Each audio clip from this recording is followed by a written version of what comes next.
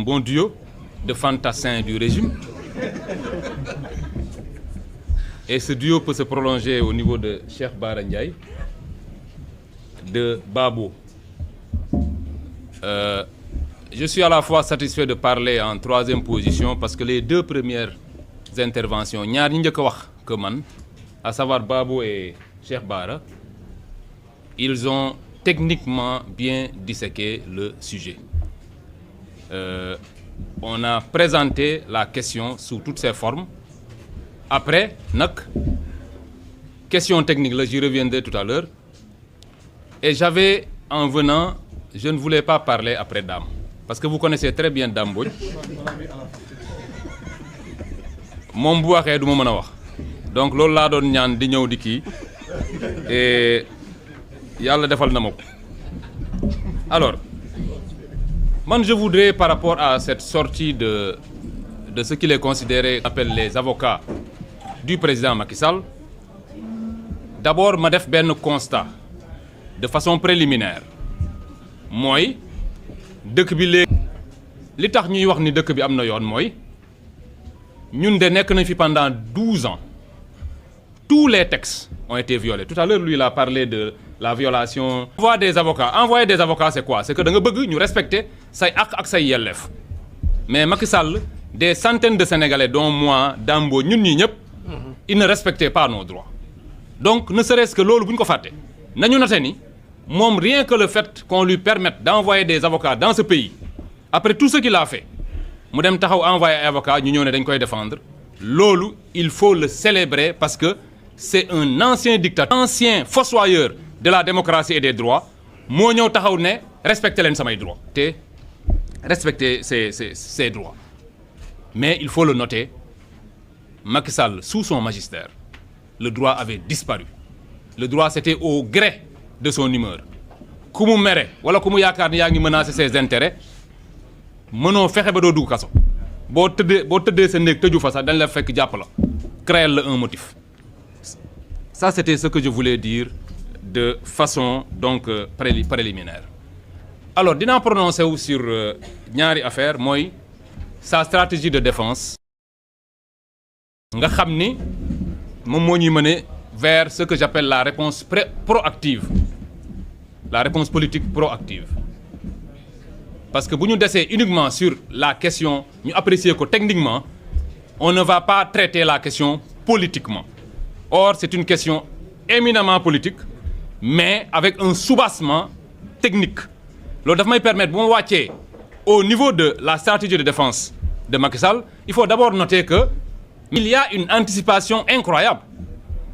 On prend avocat boo ko jëlee da nga koy jël parce que dañ laa topp ci yoon loolu la avocat di jëriñ. Aujourd'hui quelles sont les poursuites par rapport auxquelles Macky Sall lan lañ ko toppee ba mu jël ay avocats lan lañ ko toppee c'est-à-dire que nañ ñu wax quelle est la juridiction aujourd'hui qui poursuit Macky Sall? Il n'y a aucune juridiction. Donc loolu yëpp c'est une stratégie dafay manipuler les gens. Macky Sall c'est un manipulateur né. D'ailleurs tur bi sax ça fait référence à une certaine forme de maquillage de la vie. Donc moom ci maquillage la ne ci lu ne njuuj njaaj. Alors on ne t'a pas poursuivi nga dem woo ay avocat.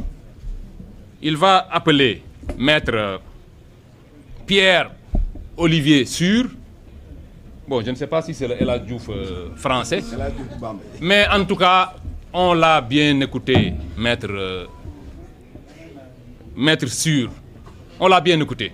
Vous savez, gis nga tubaab yi ñoom ba léegi dañoo jàpp ni nit ñu ñuul ni ñoom ñoo ñu gën a muus daal. Man c'est ce que j'ai compris quand j'écoute maître Sur parler de cette affaire. Maître Sur, pour vous dire, il est venu de France uniquement pour défendre benn. Sa stratégie de défense c'est de dire que dette cachée amul parce que rapport yi koy firnde gisuñu leen. Il est venu de France juste pour dire ça. Et dans sa communication foofu laay waxee ndax xanaa daf ñoo xeeb. Je pense qu'il doit, je vais le dire en français, Maître Sur, aujourd'hui au Sénégal, nous comprenons mieux votre langue que vous et nous comprenons mieux le droit que vous. La période coloniale où il y avait quelques Sénégalais qui avaient fait droit, moom ci biir waxam mu wax ba ni il semble que des gens ont refusé de signer moom kay kon kay gis na rapport bi il semble que des gens ont refusé de signer moom kay kon kay gis na rapport bi. Comment est-il capable lui de savoir qu'il y a eu des gens qui ont refusé de signer li ñu bañ a signer noonu mooy rapport bi et c'est ça qu'il dit qu'il n'a pas. Il parle à qui? C'est pas parce qu'il prend l'avion qu'il vient en Afrique qu'il peut tout se permettre. Il parle même de procès stalinien. C'est une grande contradiction, c'est une insulte pour ce peuple. Nous n'avons pas fait de procès. Macky Sall, il n'y a aucune affaire contre lui. C'est à la limite des incidents diplomatiques. C'est-à-dire yow nga ñëw dans un pays, on n'a pas encore engagé de poursuite, tu te mets à critiquer les gens, à parler de procès stalinien. En train de violer les droits. La question, comme l'a dit tout à l'heure Babo, est une question technique. C'est pas un avocat qu'il fallait aller chercher. C'est des spécialistes de droit budgétaire. C'est des financiers qu'il faut chercher à ce stade pour s'expliquer. Soxloolu ngay jëli avocat. Yow liñ la on n'est pas dans un combat. L'avocat, c'est pour te défendre dans le cadre d'une instance. Et je ne pense pas que Olivier Sur ait des références sérieuses en matière de finances publiques. Pour le moment, on n'en est pas encore là. Donc, aller chercher un avocat pour ça, je ne pense pas qu'on en ait besoin. Et je l'ai dit aujourd'hui, la dette cachée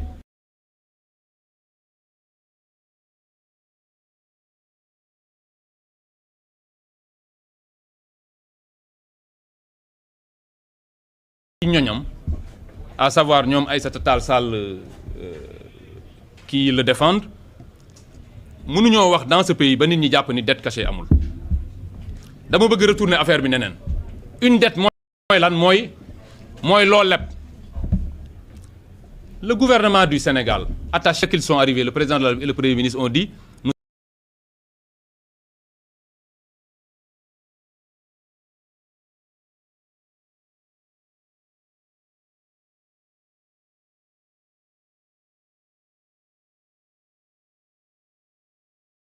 nous allons gouverner dans la transparence et la vérité. On va dire la vérité aux Sénégalais.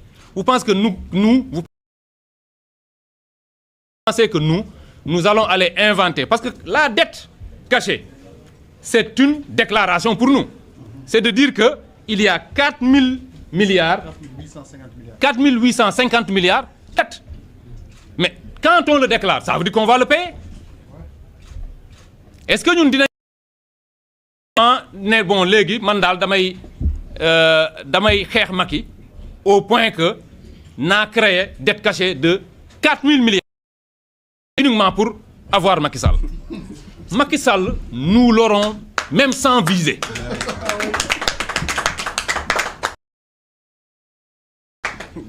Jarul ñuy def benn affaire. C'est mooy nit ñi nga xam ne dañuy taxaw sa kanam tu tires sans viser et tu l'atteins. Soxlawul ñuy dem créer ji 4 milliards de dettes boo xam ne dañ koy fay. Et je vous dis que c'est tellement grave que non seulement en fait une dette correspond toujours à c'est une forme de financement. Ki nëbb dette bi ça veut dire que donc fi mu ko dugal leerul. C'est extrêmement grave. Et j'ai entendu tout à l'heure quelqu'un dire ñoom Macky Sall li ñu def ci dëkk bi graaw na graaw boo xam ne léegi ñun ñoo ngi fay chaque mois disons au titre de l'amortissement et du service de la dette 16 milliards. Mais 16 milliards yooyu ñu war a fay ñi ko def ngeen yaakaar ni waruñu leen woon a topp bu yàgg. Man wax naa ko depuis l'année dernière Dame j'ai dit que gis nga nit boo jàkkaarloog moom damay jël toujours cette métaphore qui fait appel à la lutte. Bu ngeen jàkkaarloo lu mu la ragal bu xaar au bout de 5 minutes boo ñëwul mu commencé la ñeme. C'est sûr Macky Sall moom bu ñu songoo dañ koy daan mais nañ ko teel a daan balaa moo guddi ay arbitre dit arrêté match bi ñu naan match nul ak yooyu. Donc ce que je voulais dire c'est que ñoom li nga xam ne jël nañ ko ci dëkk bi li nga xam ne def nañ ko on a dit tout à l'heure ils devaient raser les murs. Non, ils ne rasent pas les murs, on les rase. Parce que ñun ñii quand je dis raser on te rase kaso moom balaa nga faa dugg yow mosoo dugg de ah. Si d'accord bon balaa nga faa dugg dañ lay wat mais il faut les raser dëkk bi ku def loolu dañ la war a wat nga dem tu vas en répondre loolu noonu la dëkk di doxee. Macky Sall li mu def nii te lii nii lu ndaw la par rapport ak li nga xam ne moom lañ ko war a mën a reprocher yëpp mooy li may wax la réponse politique proactive dañu leen a seetaan ba ñoom je vous ai semaine commencé nañ jàpp confiance tout à fait au départ nous n'entendions pas parler le président de la République l'ancien président de la République et ses acolytes ses suppôts de l'APR mais tey jii wax na ñoo wax ba commencé sax wax ni ñoom dañuy porter plainte ça veut dire quoi ça veut dire que la stratégie pour ñoom c'est il faut juste faire diversion gars yi ñu ngi ñëw ci man mais pour gëmloo ni man defuma dara man naa leen njëkk a song naa leen attaquer et c'est en cela que je considère que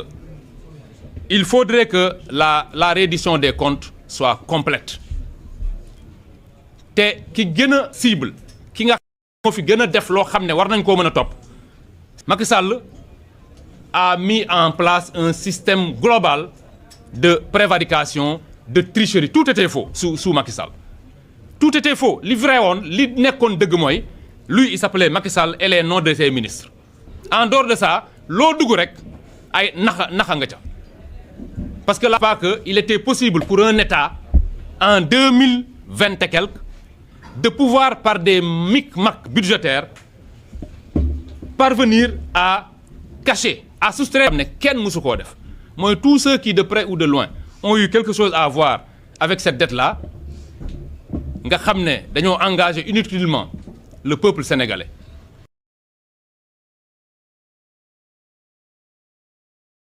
ñoo et on doit les sanctionner aujourd'hui Macky Sall il anticipe sur ces questions-là xam na ni pour moi li ñu war a toppee Macky Sall ce n'est même pas ça les vraies questions c'est l'ensemble des personnes qui entre 2021 et 2024 ont subi soit un emprisonnement parce que ñi ñu fa rey bari nañ et tout cela ça retournera sur Macky Sall te bu delloo ci Macky Sall et c'est par là que je vais clôturer bu delloo ci Macky Sall ça retournera sur son parti le parti APR ne peut pas survivre à ce qui va arriver dans quelque temps mënta nekk parce que dans l'histoire du Sénégal jamais aucun parti ne s'est permis cela ils se sont permis des choses ils ont été à la place de l'État organisant une justice parallèle mooy lan fii état rek moo am droit wu rey nit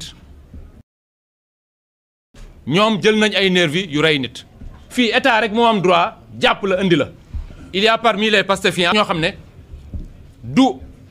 du police moo leen jàpp c'est l'APR qui c'est comme si man ma jël la sécurité actuelle d'Ousmane Sonko et je me mets à arrêter des Sénégalais c'est ce que faisait l'APR loolu tax na bu ñu demee nii tout cela ne passera pas ces anticipations ces constructions intellectuelles ces convocations de petits sorciers blancs sans profondeur intellectuelle loolu mënu leen cee génne nous arriverons au moment où tout le monde au niveau de l'APR et c'est pour ça en tout cas que moi je me bats et je considère que c'est pour ça que les Sénégalais nous ont élus nous arriverons à un moment critique où les gens de l'APR répondront et l'APR va mourir de sa belle mort je vous remercie